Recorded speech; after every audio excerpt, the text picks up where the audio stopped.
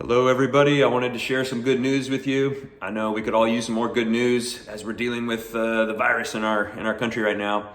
In the last week, you've probably heard about New York, you've heard about California, you may have heard about Iceland and Sweden, and even in our own state prison system here in Ohio, we're seeing both a number of cases of acute illness and especially what I'm excited about in numbers of folks with the antibodies to the coronavirus.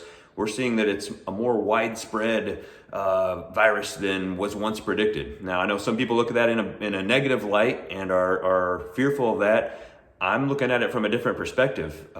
This is telling us that a lot more people currently have the virus or had the virus, and they've had mild symptoms, or in some cases no symptoms, and their immune systems have bounced them back. They're recovering. And so it's not as deadly as it once appeared. So to me, that's good news. It's given us reason for optimism.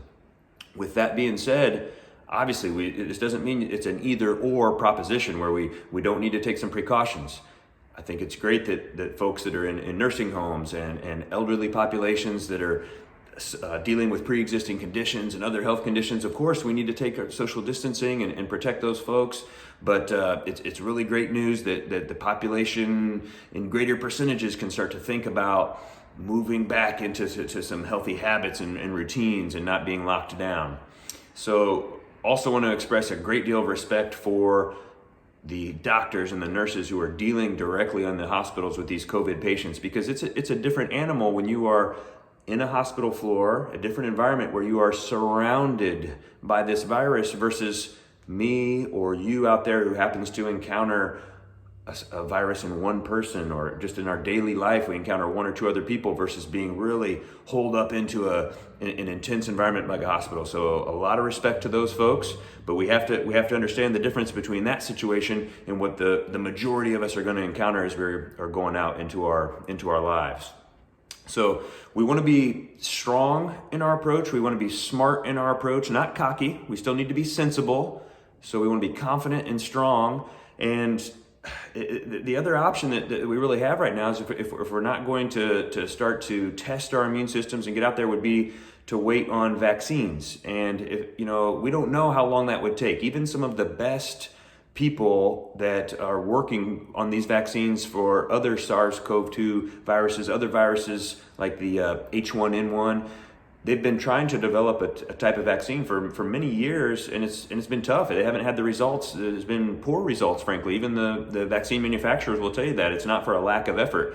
And it does take a good amount of time to see if a vaccine would be safe and effective. So I'm not really hanging my hat on that we can stay locked down as a society until a vaccine is there, especially when we get this good news I just talked about, that we're getting a higher percentage of folks with these antibodies getting closer to a herd immunity, which to me, that's just great news. Really something to look forward to. So I just want to share in this video, remind you that your body's built for this. We're seeing more evidence now that people's immune systems are handling it, they're recovering it, and so much of our news and even the politicians' daily press briefings, we're only focusing on the germ. We're not focusing on the terrain, the soil, our body. So we're not talking about how people are responding. It's all about avoidance of the germ, avoidance of the virus, trying to defeat it almost like a war or an enemy. And that just sounds foreign to me because there's bacteria in us. We're dealing with viruses all the time. We have good bacteria in us. Even when we encounter challenging bacteria and viruses, it's actually a welcome time for our body to heat up, use fever, produce inflammation. It's a deep cleaning for our body. So these ideas that we're going to totally eradicate or avoid the virus, I think is tough. I think that's a tough scenario, but I really welcome and embrace the idea of using our immune system, being smart about it, being not cocky, being smart about it to try to embrace the challenges that we're going to encounter into the world. So let's focus on those basic things that we know build health, focus on the things that are going to improve our terrain, improve our soil to be able to fight this virus, because who knows, you may have already encountered it, maybe you already have, maybe you will soon, but we want to be strong. We want to be smart, we want to be confident, and I just wanted to share this good news with these antibody tests. So keep taking good care of yourselves. Till next time.